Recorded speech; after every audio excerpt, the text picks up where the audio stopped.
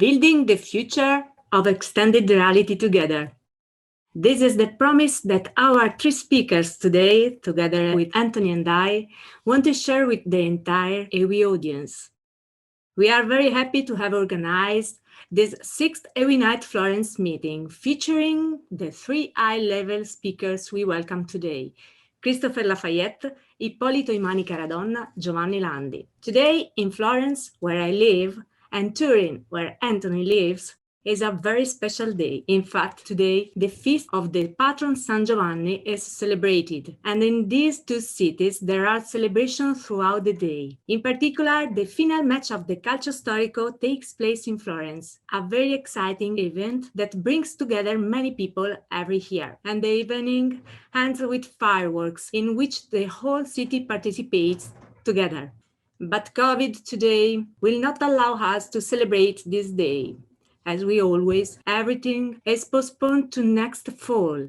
And also the EWI USA 2021 event will be held in November in California. The COVID has overwhelmed our lives, but it's made us meet even without meeting. And I can't wait to meet in person all the speakers who have taken part in the EWI events around the world. EWI Nite Florence was born in January 2021, and today it has a very important growth in sharing high-quality XR content. Since it's the last meeting before summer, we want it to be a very special one, highlighting togetherness. We have chosen to represent this togetherness with meaningful images that you can see in the promotional flyer. The bridge, called Ponte Santa Trinita, is located in Florence and represents the union of different culture and ideas. The sculpture of Amerigo Vespucci, located in the courtyard of the Uffizi Museum, represents the connection between Italy and America. Amerigo Vespucci was born in Florence and was a pioneer of discovery and navigation, just like our EWI Nite Florence speakers are. But he didn't discover America on his own. He assembled a great group of experienced sailors who jointly built the future of our world. Finally, the man you see in the poster walks on the sundial built in front of the Galileo Galilei Museum, which indicates the date, hours, seasons, and marks the time we are spending in the construction of the XR future together. Social inclusion in the field of new technologies is a very important and necessary. My name is CECILIA LASCIALFARI, co-founder of Area6DOF.com, creative technologist, aspiring journalist, and organizer of EWI Nite Florence events. Be sure to stay for the end of this meeting because there will be a debate on the worldwide XR ecosystem, led by my co-organizer of EWI Nite Florence, Anthony VITILLO, who joins me here today. Hi, Anthony. Now it's your turn. Please go on with your announcement. Hello, Cecilia. Hello, everyone, and thanks for having joined us in this EWI Nite Florence event. I'm very happy to be with you. I'm a VR developer and blogger, and I love everything about this technology. And the spirit of me and Cecilia in all these events has always been the one of creating a healthy community in VR. So this final event about building together perfectly fits about this.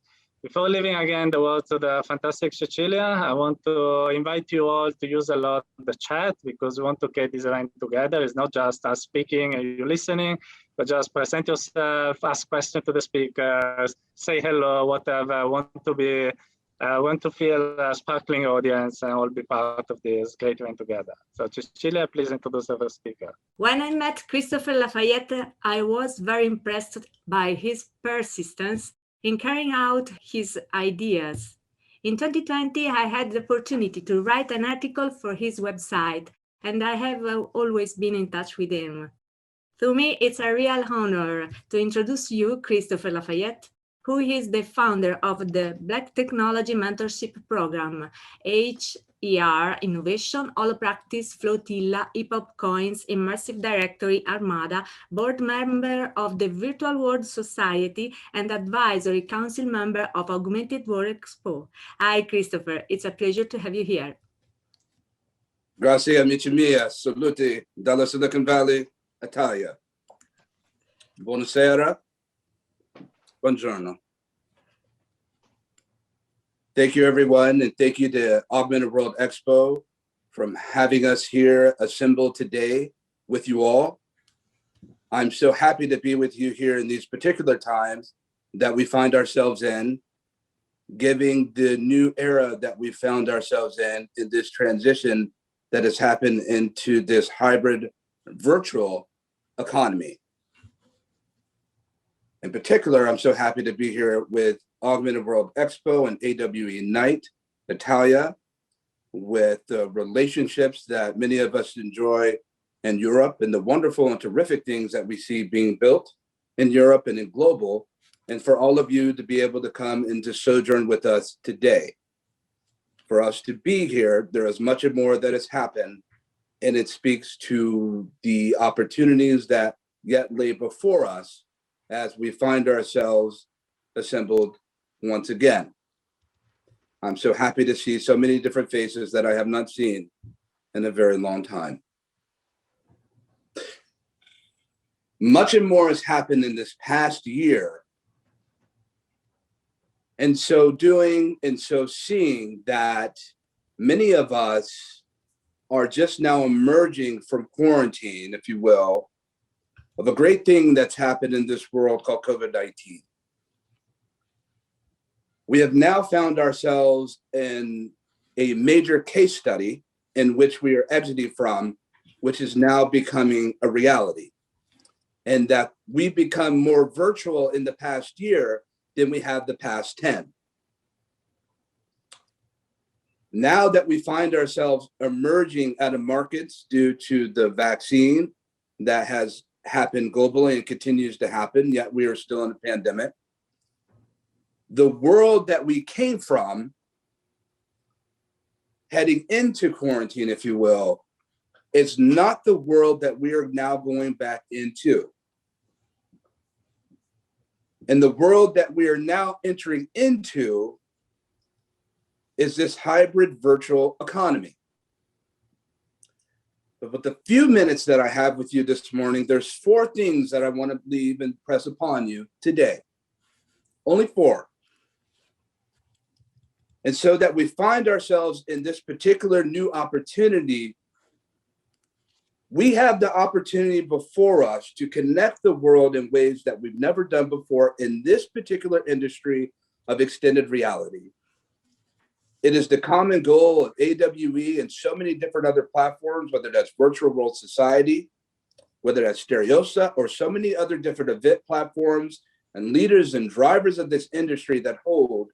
It has been for so many years and decades for many of intentionalized for us to be able to find ways for us to be able to congregate in virtual spaces. Now, commonly, we're used to technology disrupting technology, especially here in Silicon Valley. But never have we found ourselves in such a situation where great disruption has come by way of a pandemic. Never have we seen a pandemic disrupt technology like we've seen now, but the adaptability and the adaptability of what it is that we've been able to do, we've now seen a lot of the benefits of the technology that has existed for years come into play and come into be very important now. So with consideration, just consider that the technology you build today may not seem relevant for tonight, but it may be very appropriate for tomorrow. And that the technology that you build today at XR could be the very thing that builds and builds families and brings families and organizations together. But we still have more to go on the subject of XR when it comes to developing the technology. But what we must be mindful of is now that we head and enter into this new sector of way of doing business, it is critically important for us to consider that the future of work, which is today, is virtual.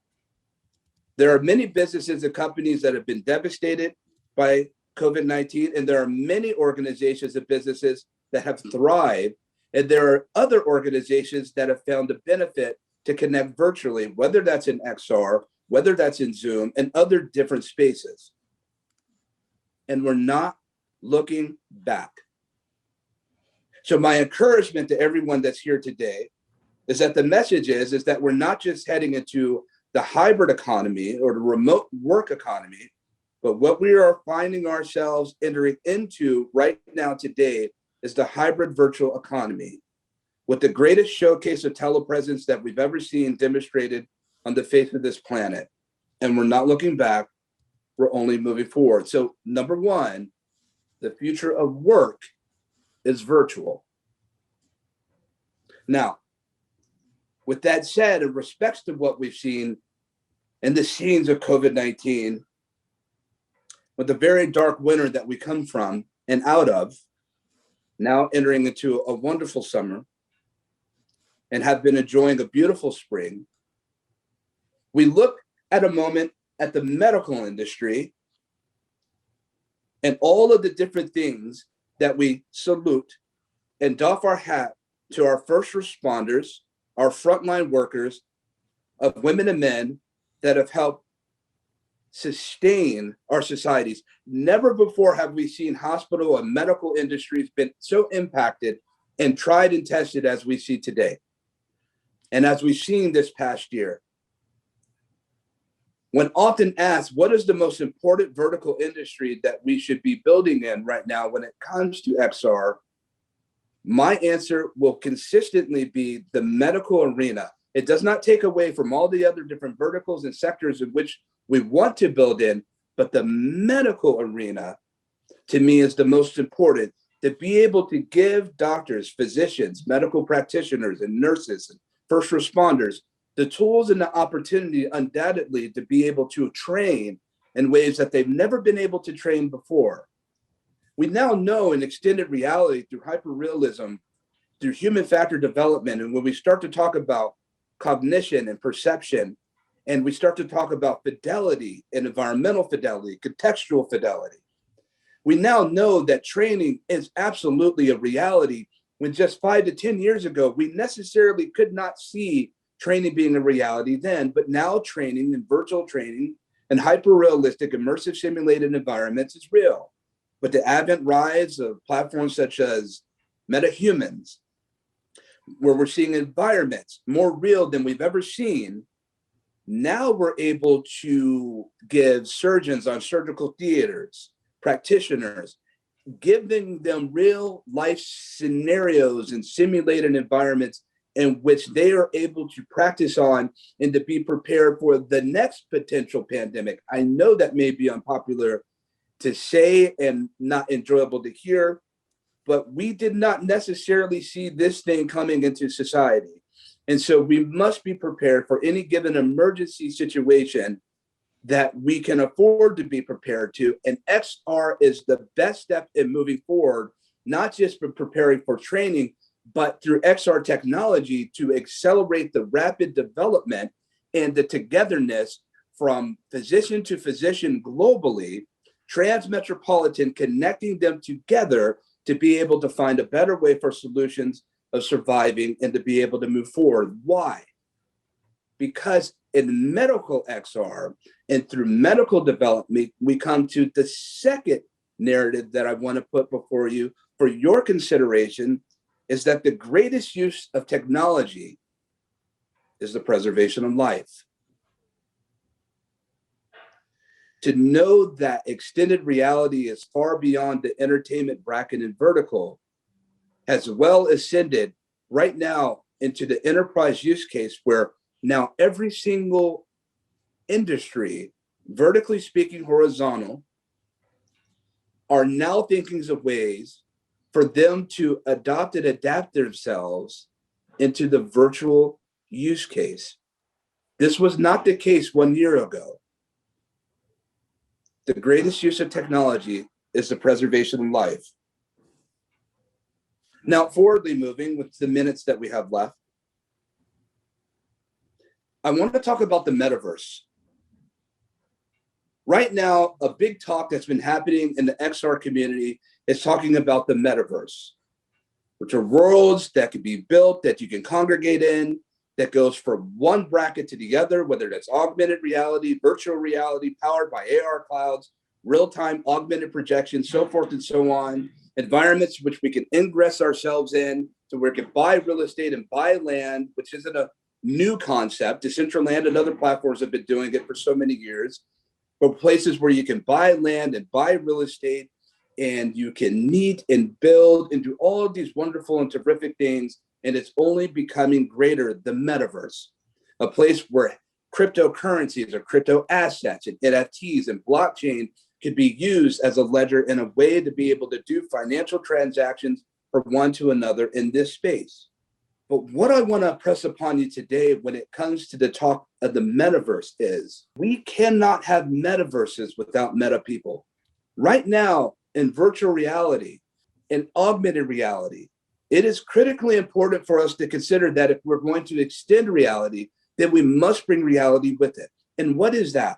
Making sure that all cultures from all different backgrounds, our underserved communities, our Black and brown women, Latinx, people from all different environments around the world should have the opportunity, no matter the color, no matter the gender, to build extended reality. And I am continually convinced that the only ones that will accelerate this narrative and this discussion for people to get involved into this particular emerging technology are the ones that are sitting here today, the builders of it.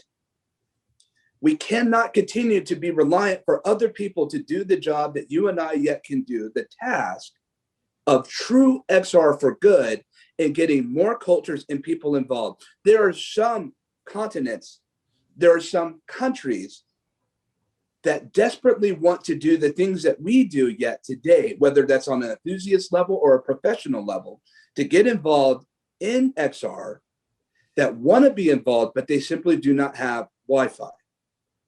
We're only at about 52 to 53 million deployed XR headsets when it comes to VR, billions into the deployment of augmented reality, but that's still not enough for the greater world.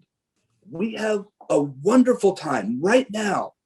The narrative has been driven unlike it's ever been before when it comes to being more virtual and interacting more virtual, but we will never be great and technology will never be as great as it can be until everyone has the opportunity to build it. And so there's wonderful and terrific programs like the Black Technology Mentorship Program, Her Innovation, Women Who Code, Girls Who Code, and so many different organizations that I am now encouraging each and every founder, enterprise platform, small and large, to lock yourself in, lock in step and synchronize with these organizations so that you can adapt more culture and inclusion into what it is that you're building. I've seen too many platforms fail because they lack culture. Ecosystems are not hardware and software. Ecosystems are people.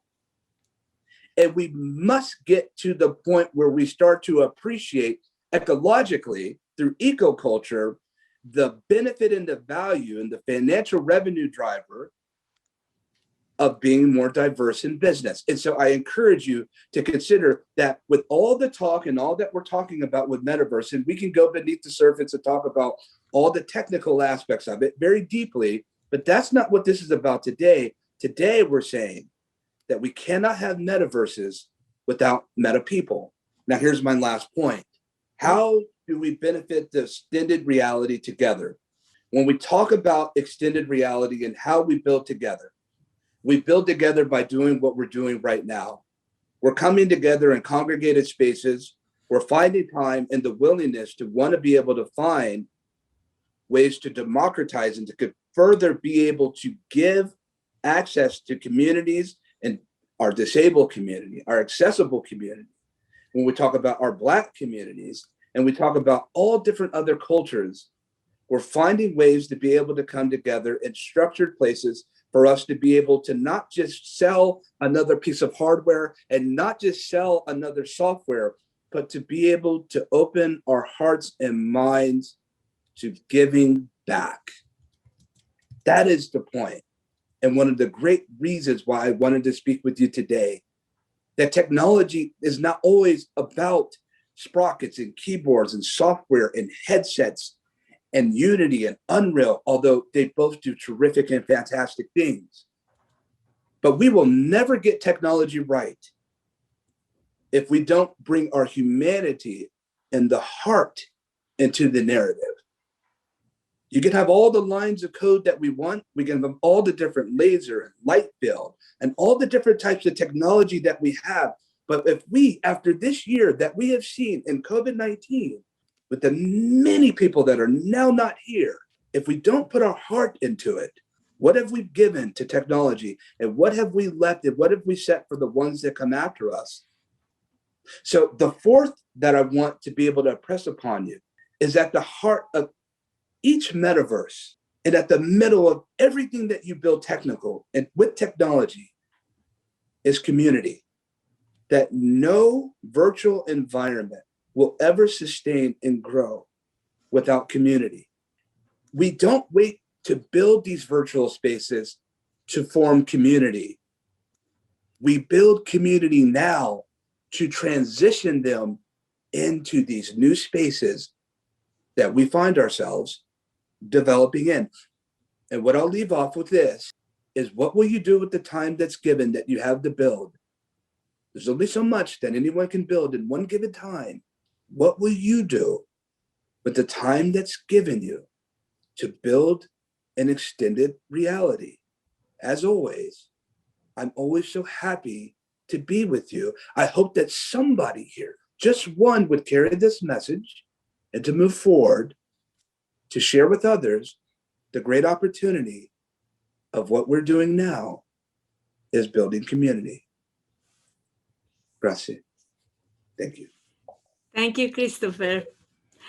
And now I'm really happy to introduce Ippolito Imani Caradonna, who is a molecular biologist in the US biotechnology industry, student innovator at HoloPractice, and mentor for the Black Technology Mentorship Program.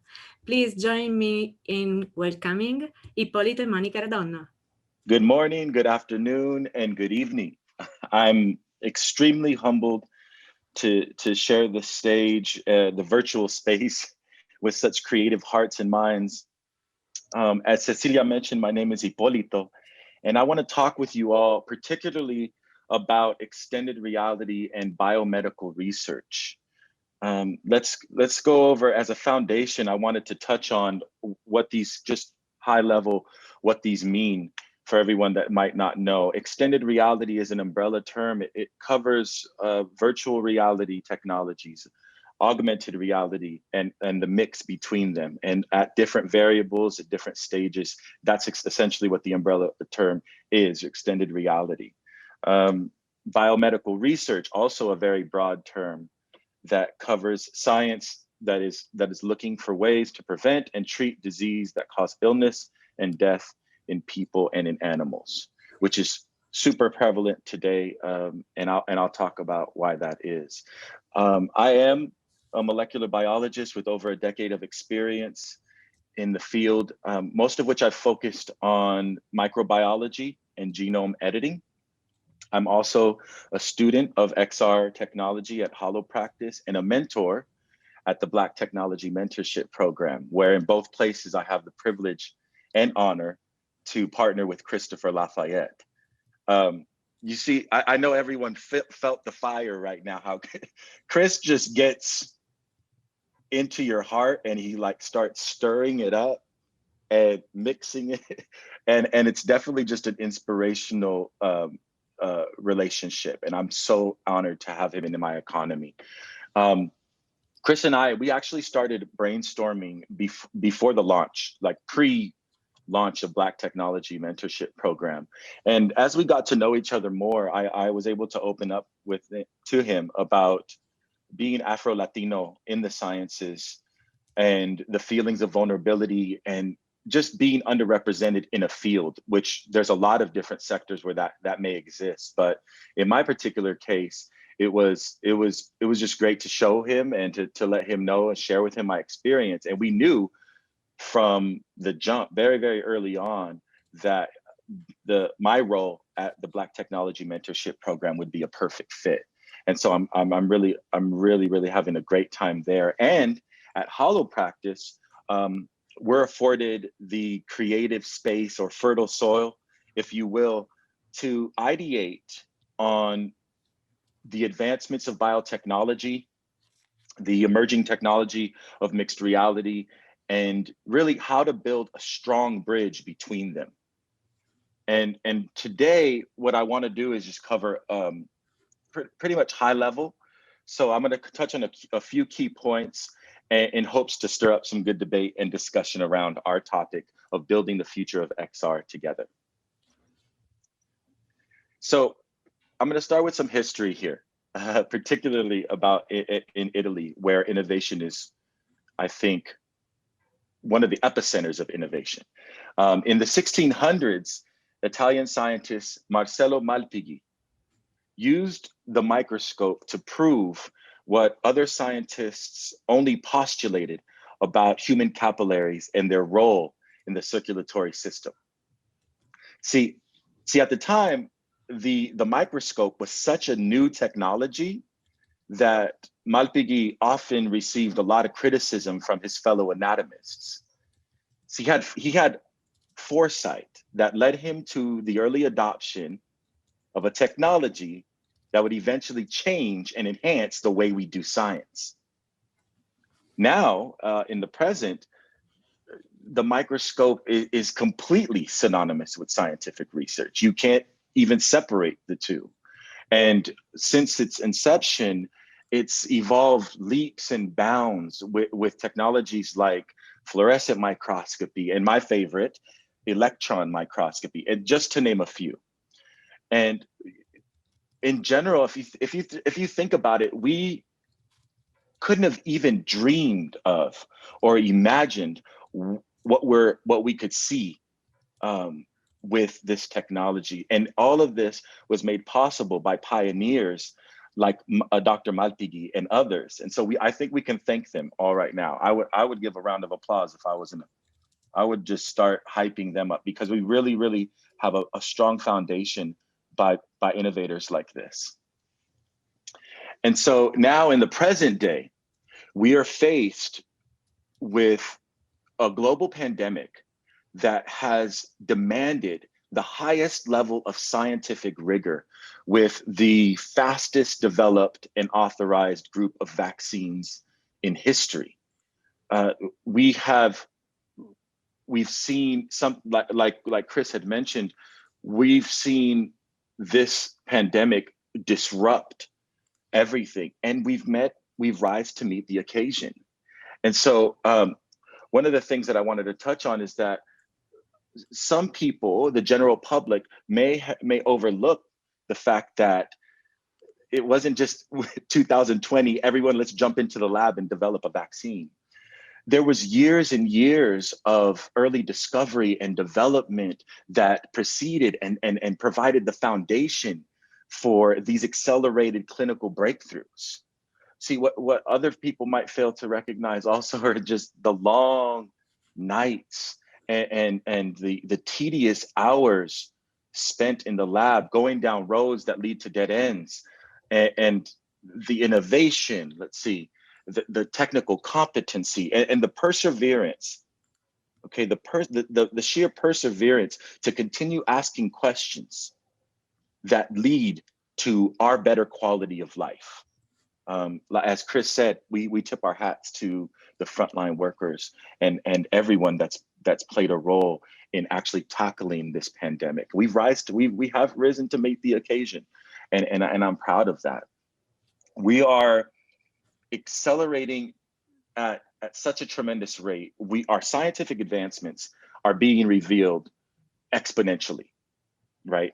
And we're producing data at such a high rate.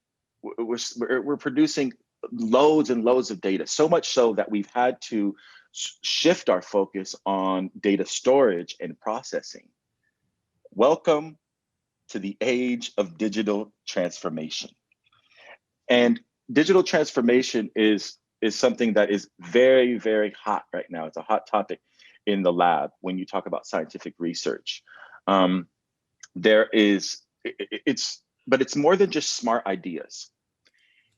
it's more than just being smart. Brilliant scientific minds, they have to be met with a reciprocal level of cross-functional communication, operational efficiency, and in general, good laboratory practice. In other words, what I'm saying is that it's not enough to just be a genius scientist locked away like a hermit in your lab, working away day and night. You have to share your findings. You have to share your techniques so that others can recapitulate and provide that level of reproducibility that we know and we feel safe with in terms of human application, right? This is the basis of it all. And so the age of the digital age has really allowed for those communities to talk. More so, it bolsters that scientific discovery. Maybe you're going to go down a road that others have gone down, and others have hit that dead end, and you can learn from their mistakes and actually improve the process. And so the scientific community is really, really strengthened by just the technology that is in our that are in our hands right now. So with that, I have a question for everyone. I'm not sure if you want to put it in the chat, but this is to stir up some thought. What do you think is the most important laboratory tool? And I'm welcoming everyone to share it with me, and I'm gonna just guess what some of you may say. Okay, let's go through these. Most important laboratory tool. We talked about this one earlier. Let's see. The microscope. Effective. This is, like I said, we have resolution into things that we never ever imagined. Some may even say the pipette is superior. Some may even reach for more modern tools like the thermocycler, right? Or my favorite, one of my favorites, the robotic automated liquid handling systems. Or even nuclear magnetic resonance spectrometers like this that this gentleman's standing on. All of these are super breakthrough and important to a certain extent, but I submit to you, the most important laboratory tool in the history of scientific research is the laboratory notebook. It provides insight, and we talked about resolution. Well, it gives insight and resolution into the mind of the scientist. It also leaves their legacy and actually strengthens the feature that we were talking about earlier, which is reproducibility, key and instrumental. Nowadays, we've moved from paper notebooks to digital, and now we're actually moving even further into extended reality. Which brings me to what we've been building at HoloPractice, which is the Augmented Laboratory, or as we like to call it, AugLab. AugLab is an AR software platform for laboratory production that accelerates training and technology transfer. Now imagine this. Imagine if every subtlety, every movement, every decision, every laboratory process was not only recorded, but highlighted and improved upon by a software that is projecting and overlaying a digitally projected interactive environment for the scientist.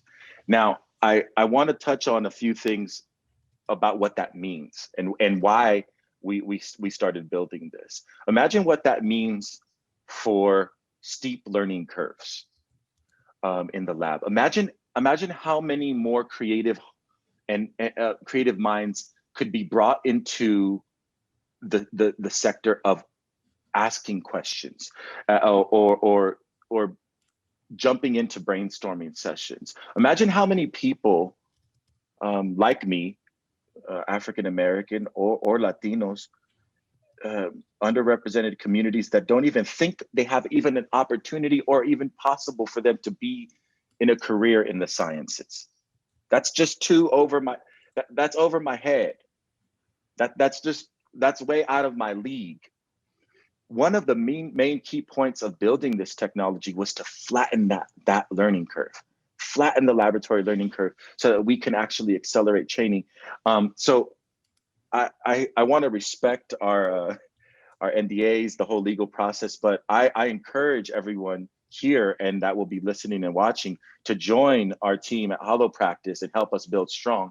I call it the maelstrom, but we want creative hearts and minds to come into the space and dive into that storm and build with us. So with that, I wanted to leave with what my mentor, one of my first mentors that I had, my first biology teacher at University of California in Santa Cruz, Dr. Alan Zoller. He told me, he sat me down, he said, "Ippolito, in order to do science, you have to be open and creative." Now, he asks me all the time, he's like, "That really stuck with you, huh? Because you said that wisdom changed my life, actually, and launched me into a career behind the bench." And so with that, I want to be able to encourage that openness and bring in more pioneers that are open and creative to share this space and to talk about this, all the technologies, but particularly I invite everyone to join in and talk about this particular technology and how it can affect the future of XR and how we build that together. So with that, I thank you and invite any questions. I may be a little early, but I welcome any questions and appreciate the dialogue and discussion. Thank you very much. Thanks, Ippolito, for this great talk, very inspiring. Of course, if people have questions, can write them in the chat, and we also select them for the final debate. Otherwise, anyway, we will answer them in the chat. Before presenting the last but not least speaker, I just want to make a little shout out for Elijah Claude that guessed correctly that the best tool was the taking notes in the laboratory. So he was the winner. No, he did? Yeah, you missed it. I missed that. Elijah, spoiler alert. Good job, Elijah. Yeah, I appreciate it. Yeah. See, that's like mine. Yes, I was saying the money, but he was smarter than me as taking notes and was the right answer. So that amazing speak again, Ippolito Imani. And now it's time for our great last speaker, that is Giovanni Landi.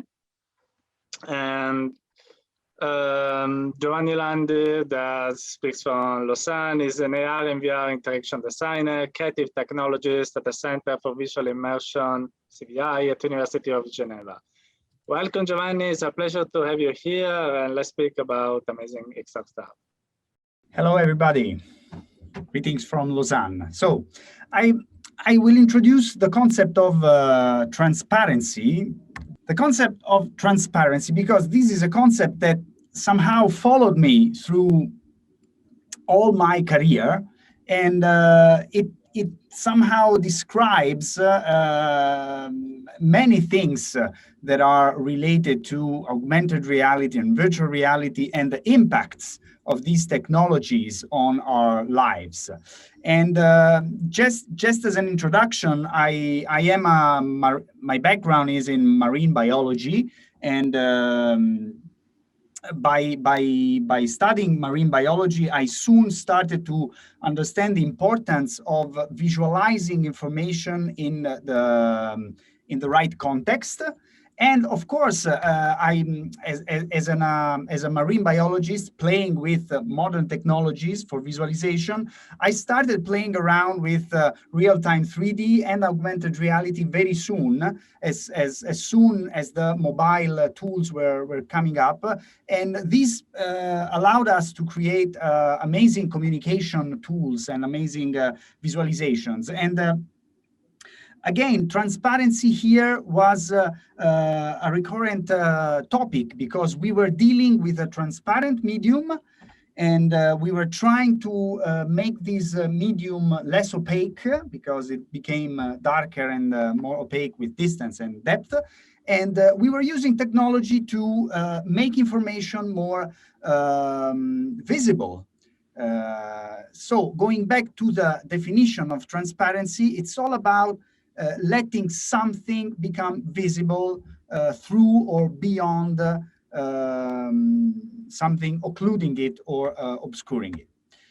Then I started to get interested in these new technologies, technology that was living on mobile platforms that were somehow new at that time, and that had a screen, and this screen could become, again, transparent to show what was beyond the screen. And that is when I started experimenting with mobile virtual reality and linking it to what I was doing in the biological and oceanographic fields, so cartography. And I started to work on visualization of cities through the lens of a mobile device mounting an augmented reality device application.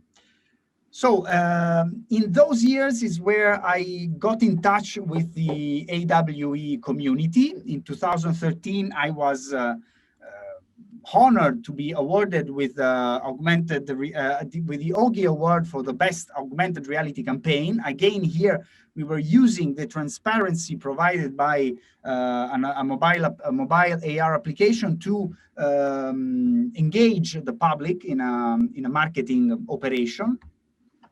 And then I got more and more involved in these conversations about the concept of transparency in technology and how it was such a versatile adjective, was so useful to define what we were actually trying to achieve with technology, with making it transparent on many different levels. So to go back to the definition of augmented reality, if we want to think about a killer app for augmented reality, we have to go back to what can be done in augmented reality that no other technology can do. And so, for example, thinking about what AR is really good at is, first of all, visualizing information in the right context. And again, so information in the context, and most of all, and I was doing these conversations at a symposium about interoperability, and I think that transparency on a different dimension could be somehow linked to interoperability in standards and technologies, so that devices and application can talk together to provide the user the best user experience. And but to go back to the AR killer app, so we have information in the right context, but most of all, augmented reality can help us to see through barriers. So again, transparency was the main metaphor that was driving my discovery and my creative speculations about this technology, because it's a fact that augmented reality could really, through transparent displays, can let us see information and interact with this information beyond barriers. These barriers can be physical barriers. For example, going back to the sea, we could think about seeing what is going on beneath the surface of the sea while an oil and gas ship operates these robotic devices under the sea surface. And again, the barriers can be many others. Growing up professionally in Italy, it was inevitable to work with cultural heritage. And one of the barriers we can see through, thanks to augmented reality, is also the barrier of time. And so, to sum up, thinking about what kind of form the augmented reality killer application might have in the future, it will definitely have to provide information in the right context when it's needed, let information emerge from the context, and most of all, let us see through barriers. And again, transparency became such a powerful metaphor to explain what, in my personal opinion, technology should do in every technology, and what a good communication should do. It should make things visible beyond the barriers, beyond what it's occluding them. That can be prejudice, for example. It can be conservatism, conservative approaches to a scientific research and so on. So just to explain how I had the chance to explore and apply transparency to through augmented reality to many different fields, I will show you a collection of applications that I had the chance to develop. For example, here to understand the geometrical correctness of a painted perspective in a fresco from the Renaissance, or to see through a sandwich of multi-layer imagery regarding a painting, and to be able to have this information in the context in which this information was needed. So for example, think about a restorer having the possibility of scratching the RGB layer and go through the UV layer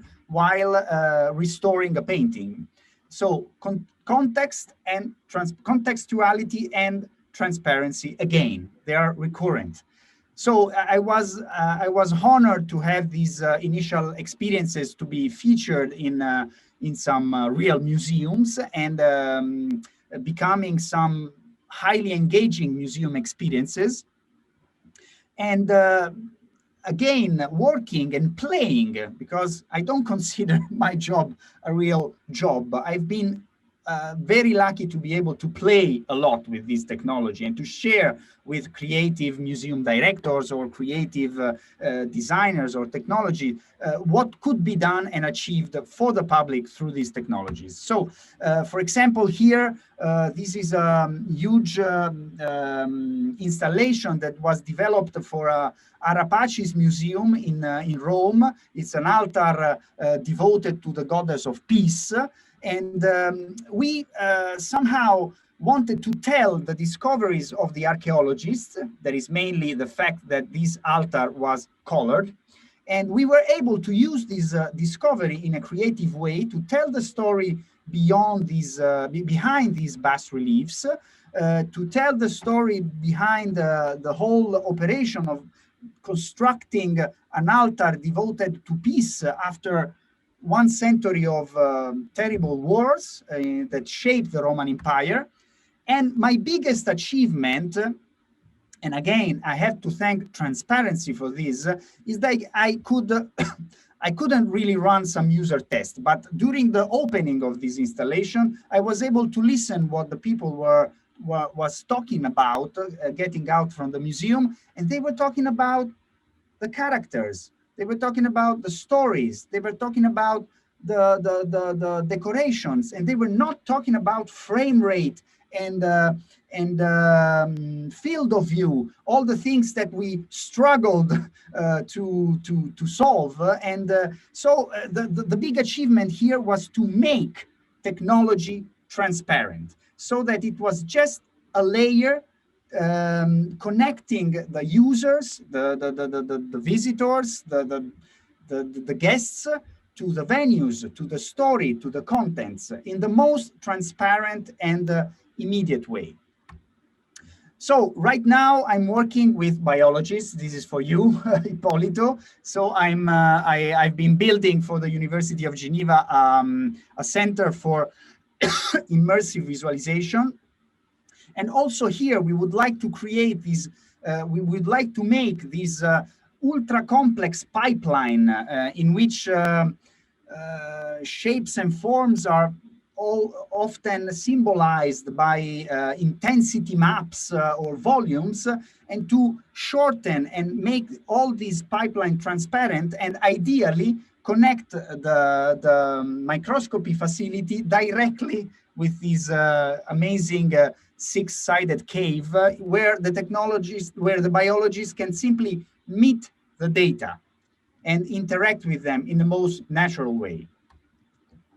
these are some of the partnerships that these are some other strange projects that we're carrying out. For example, motion capture on elephant trunks. And these are also some artistic developments that I take the liberty to run sometimes. And of course, we are evaluating for the biological field the many tools that are coming up to collaborate around a model of a molecule. It's all about perception, vision, transparency, and data, of course. I think that all the industry that produce and rely on a huge density and amount of data will definitely benefit from an immersive visualization. May it be virtual reality, may it be augmented reality, I think they are parts of the same gradient, the Milgram continuum. So I often use the concept of transparency to understand if my user experience design can lead to something meaningful or not. And again, I think about what if my technology becomes transparent. Think about a user using Instagram. Seen from the outside, if the telephone disappears, you will simply have a person almost asleep in front, staring at a hand. Playing and working in museums made this much more interesting, because we used to create, for example, mobile augmented reality application in which the movement of the user seen from outside somehow had a meaning, at least had a meaning for people seeing it from behind. So we were driving the users through their user experience, but also building a user experience from people outside from the application. And again, this can only happen if you forget about what you are building on the screen and you force yourself to think about how human will look like while using your technology, if your technology was transparent. So this, for example, is another application in which we try to engage the audience and have them playfully open and close these lockers that you see down. These were 50 lockers, each one of them telling an iconic story of the 50 years, celebrating the 50 years of École Polytechnique de Lausanne. And it was just that, but it was really interesting to see people immediately understanding how this technology had to be used, immediately understanding how this whole user experience would have to be lived. And you could see some of them wanting to see all the 50 stories. You could see some of them just playing around, but it was extremely educational for us on a user experience design perspective to work on this application. And this is another small installation I developed for a museum. It's simply an aquarium, but what you see here, the species that you see here swimming are species that were populating the Triassic Ocean that was covering Switzerland during the Triassic period. And that is why I love to work with artists, because it's from them that you can receive the most strange requests about what is feasible or not. It's lovely to see how some artists, they can fall in love with the most simple and elegant feature of your technology, forgetting about all the performance you know, performance struggle for the best frame rate, the best device. We tend to concentrate ourselves on what is happening on the screens. It's beautiful to work with artists. Here, for example, is an image of a collaboration with a dance company, because their attention is much wider. And it's really interesting to develop user experiences for them that have to take place, for example, on the stage, but have to be consistent also for people watching and watching them from the seats of a theater. And this closes my presentation. I hope I wasn't too long, and I will be happy to answer all your questions. Thanks to you, Giovanni. You have already some questions in the chat. So amazing projects to showcase cool stuff. So compliments of what you've done. So now we just have our 10 minutes debate. So John, you can stop the sharing. I will start with talking about the idea of the XR ecosystem worldwide of building together. That is more or less the theme of this event. So we were speaking about this before and talking with Christopher at the beginning, before starting the event, about XR VR ecosystem in different parts of the world. So you're from the Silicon Valley, but you have connections everywhere. And I would like to ask you, what are the differences of how VR is handled, the VR ecosystems in the various continents and various parts of the world? And Sure, how and can we join together, notwithstanding these differences? Sorry. No, of course. And I think that's a very appropriate question, Anthony. Whether it's transmetropolitan difference or the difference in regional aspects within the XR ecosystem. And I wouldn't necessarily go from continent to continent and examining the actual differences. I think even in localized areas, there's such a monocultural versus a polycultural development build. In other words, there's cultures. We need to look at XR from culture to culture instead of city to city, state to state, country to country, continent to continent. We'd be better off looking at it from culture to culture. Even within everyone's own native cities, there's just so variance at different cultures within their own ecological ecosystems on a very minor scale. So you have a microcosm and you have a macrocosm point of view that you would look like. So how I would answer that is on a microcosm, on a micro scale, it's taking an example of looking at yourself from a developer or artistic perspective, and how do you get more buy-in for greater identifiability for product delivery teams? In other words, the more people that we hire, the more different types of cultures that we involve in the development process, from design, for rudimentary design of draft, even to ideation before we even draft the design, anything in our 3D, whether we're going for Blender, Maya, or anything that we're creating on the design cycle, all the way into the development phase in the process, is actually early stage getting the buy-in from contributors from different parts on a local level in your culture. That's number one, on a micro level. On a macro level, when we start to look at what's being built and developed regionally, what we have to take in consideration is, one, to be able to not find ourselves continually building duplicitous content and material. We already saw that during the apps revolution, when we saw apps evolve in the way that they did, and we saw so many different photo sharing apps. We saw so many different social media apps that just were not relevant. And what ended up happening is that each one of those platforms had IP, but they didn't have marketed audiences that they enjoyed. So what a lot of them ended up having to do is come together and combine their forces and say, hey, you know what? You have this in your platform. We have this in our platform. Let's bring it in together. That's one of the reasons why we see such great acquisition in technology today, because so many people have built other things and other components, tools, and utility that are needed for the fulfillment of what it is that people are building.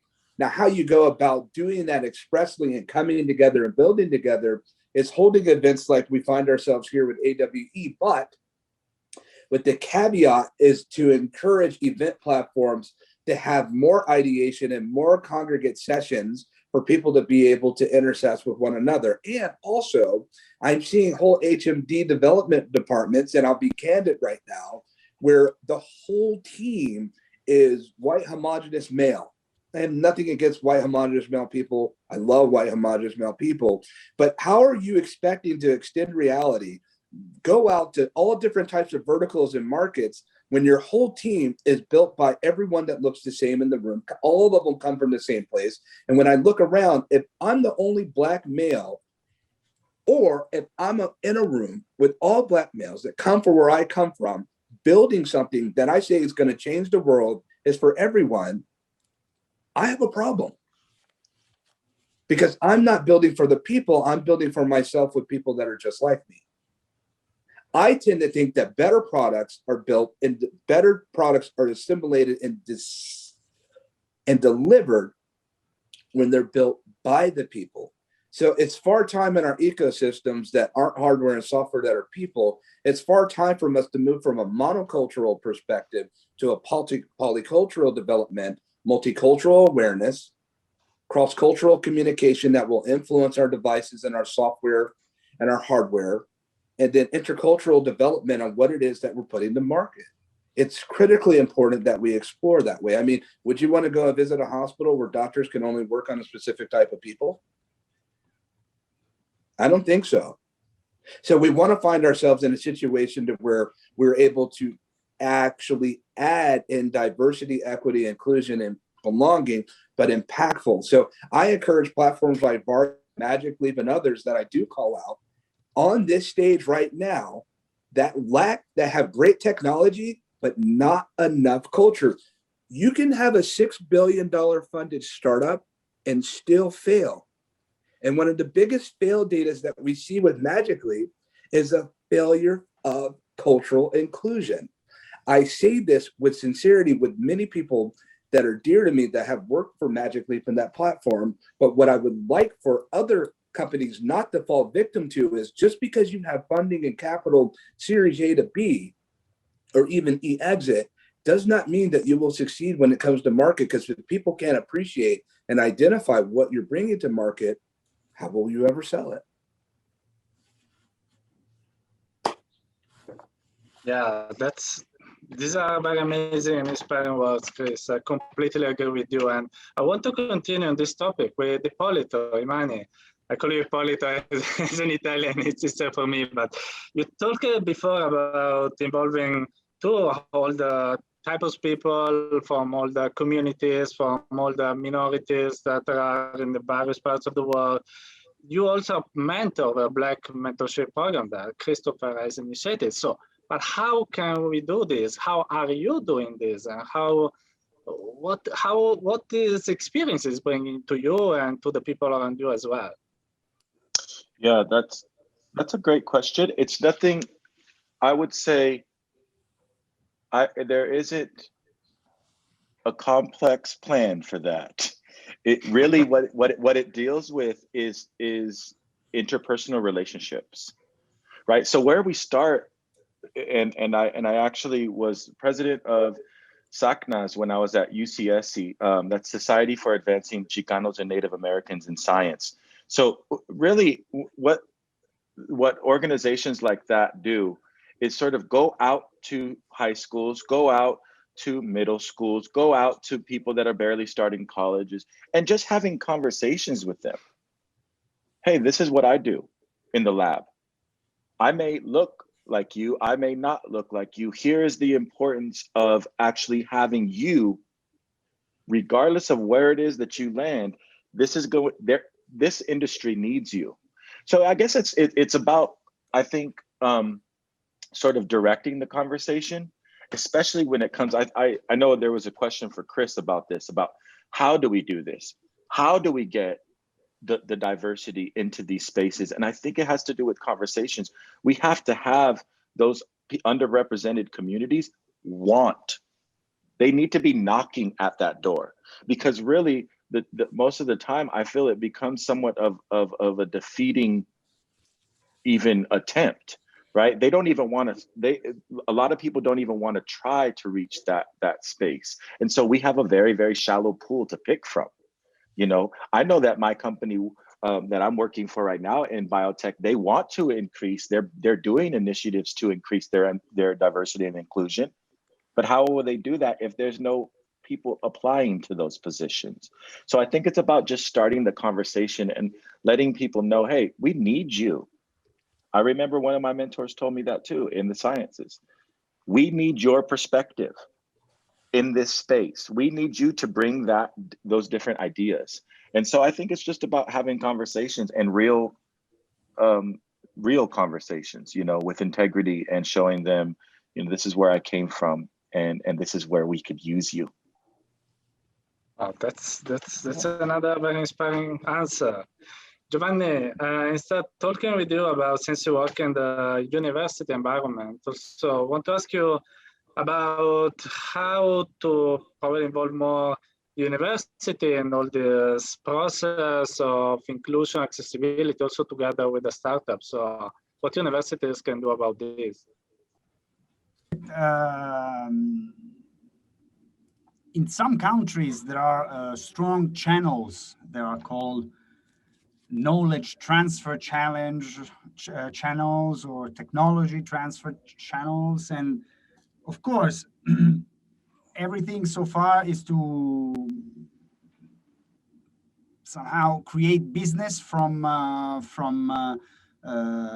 fundamental research. But again, I think that some scientific communities are more open to innovation just because they can more easily benefit from this innovation. I really liked Ippolito's example of the first discovery made through a new technology. And of course, I have to say from my personal experience that many scientific communities are highly conservative, I would say, just because they are competing with other teams on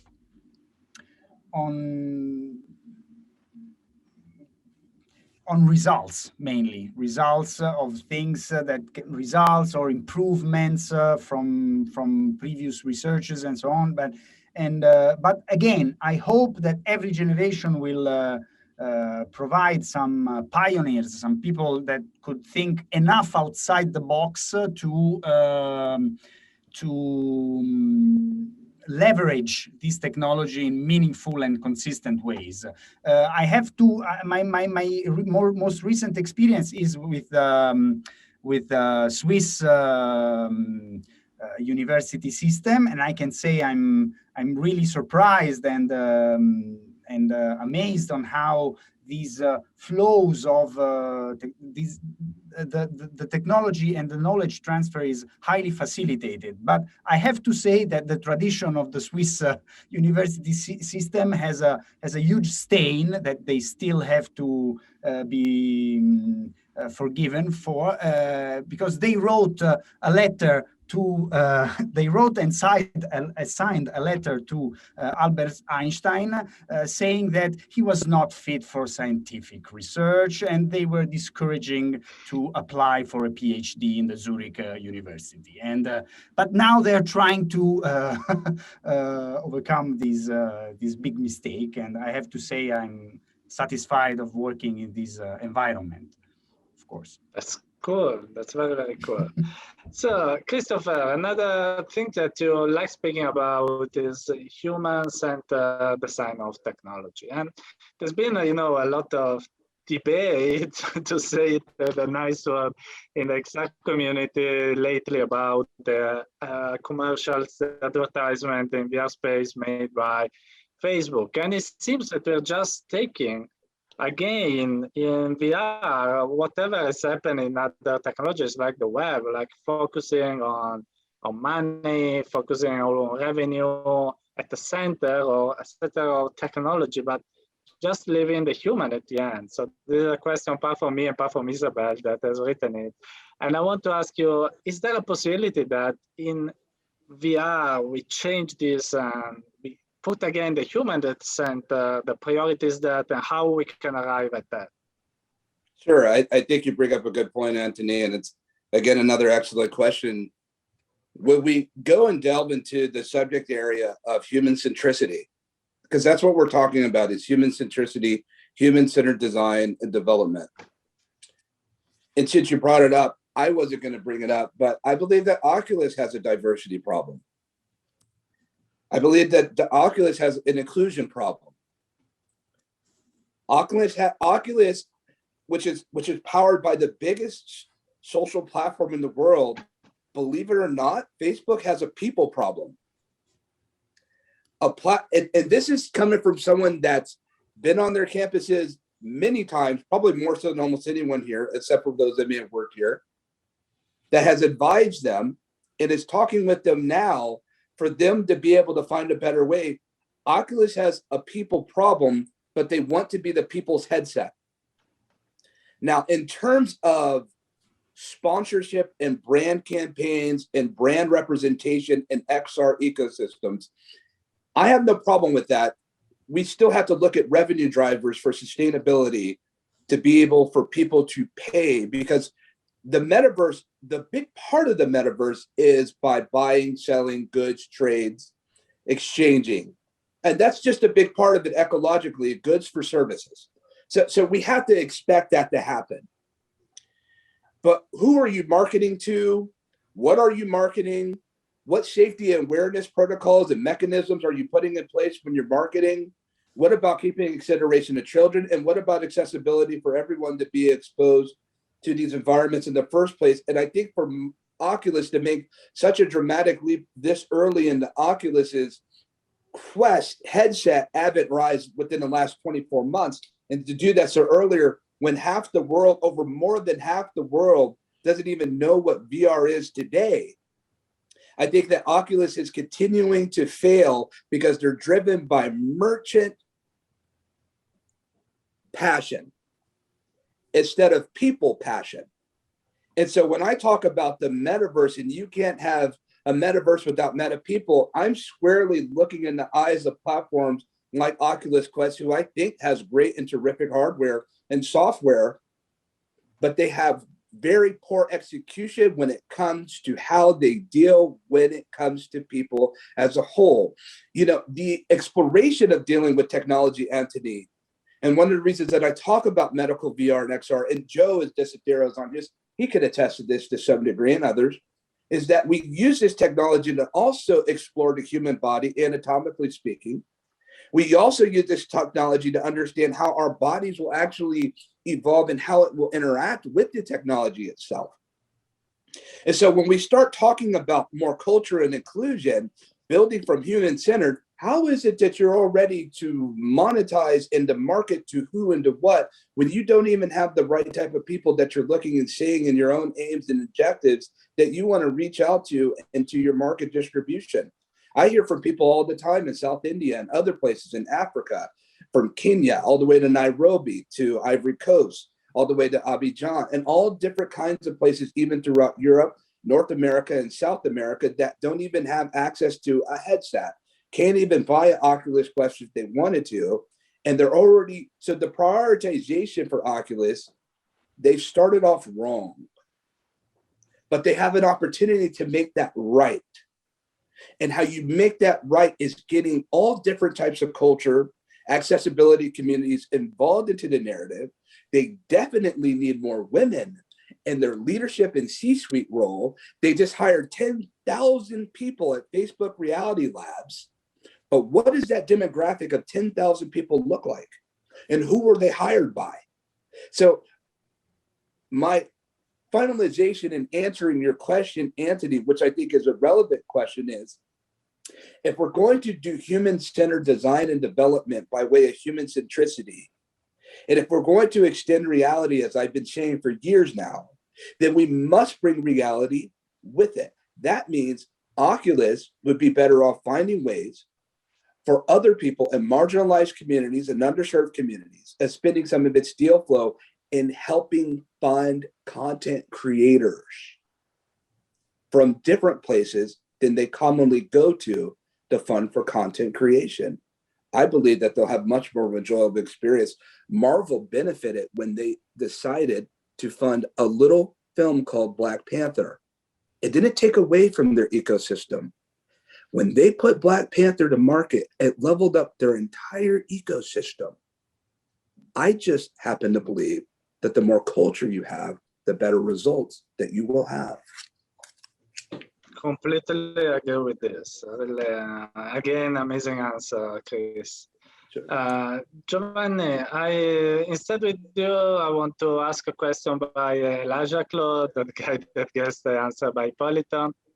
And he says that he's a part of the community trying to build interoperable standards for the metaverse. So at the moment, we're just making the usual silos, the closed gardens, closed metaverse. Every company is making its own. So how do you think we can incentivize everyone to create at least communicating gardens or complete open platforms where can collaborate more easily. Giovanni, you are mute. Hi, sorry. I hope I don't kill myself while answering.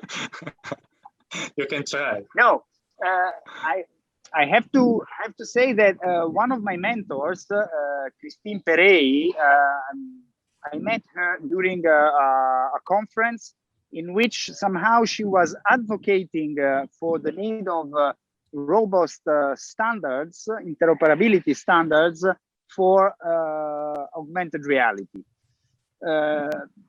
Let's say that the industry doesn't really like these concepts, but from a user perspective, from a developer perspective, they can multiply or extensively the impacts of the technology by multiplying the possible interconnections that can be interconnections between people, users, but also between contexts in which the technology can be used. And yes, I think we are in a phase in which we have strong monopolies, but we will all need to advocate for our right for standards and interoperability in technology. Okay, cool. So time is almost up, but I want to ask IPPOLITO a final question, one that we also always answer to ask in these events. We always like to talk about the long-term vision of technologies. So IPPOLITO, to you, your job or whatever you read or you think, what is the vision for augmented virtual reality for the long-term future, the usual 5, 10, 15 years? Absolutely. You can choose the standpoint that you wish, from which you want to answer. I think it's a very broad question. Yeah. And I think it's interesting because we're talking about human-centered ecosystems, like Chris is talking about. And we could talk about the advancements of how the technology will look, all the advancements in that technology. But I also would love to see, a more diverse ecosystem within the people that are building those tools, right? The democratization, we talk about that a lot. And I think about how Giovanni let us in on the definition of transparency. And when you think about transparency in relation to integrity and being human, that is exactly what projects like AugLab at HoloPractice want to be able to create. I know that it makes me think of we had an awesome, we talked about the vaccine development, but there's a lot of issues around public trust right now when it comes to what's happening in the lab. Like I know this vaccine was developed in less than a year and then actually authorized by the FDA and ISO, all the organizations that have authorized it and put it to use. But what's in the vaccine? What were the ethics that went into building things like a vaccine? So I would love for the transparency in the lab to be greater. And I think, I talk about this with AugLab. I would love for the software to be as transparent as body cams on police officers, right? We want to know what's happening inside the lab. What are you pipetting into each of those tubes? And in hopes to really build that public trust to say, what, we trust this company. We trust the company using this technology because it's transparent, because it's open, and because they have that level of integrity to be able to share that information. So I would love for the 5 to 10 years to look more transparent and in both ways, like Giovanni mentioned and what I'm mentioning with integrity, more human-centered technology transfer, and more accountability when it comes to companies that we're talking about that need to be able to just admit it and say, this is the first step in actually making that change, is to say, we're starting from a place. It might not be a good place, but you have to start somewhere. We have to be able to admit where we're at to know where we're going. So I would love to see that. And that's just in my heart. You know, I can only do as much as I can to build that reality. And I think that's one relationship at a time. And I'm really excited to engage with this community, and also with just building and bridging the communities, like I was talking about, with biomedical research and the emerging technologies that we're talking about here. Okay, that's very cool. And luckily time's up. Actually, we're also a bit late, but this debate was super interesting.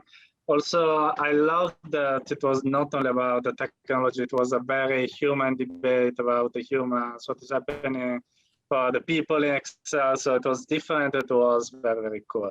So I want to thank the speaker, thank the audience. And before leaving, I leave you the last words of Cecilia that gives you goodbye. This is also the last episode of Nite Florence for this season, because we get a pause for the summer.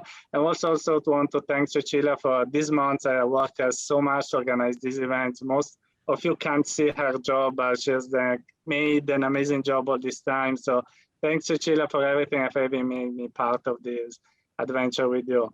So Cecilia, say the last words for us. Thank you. Thank you, Anthony. Thank you, Christopher. Thank you, Ippolito. Thank you, Giovanni. Thank you all for being here. See you soon at the next Nite Florence event in September. We wish you a good summer. Bye-bye.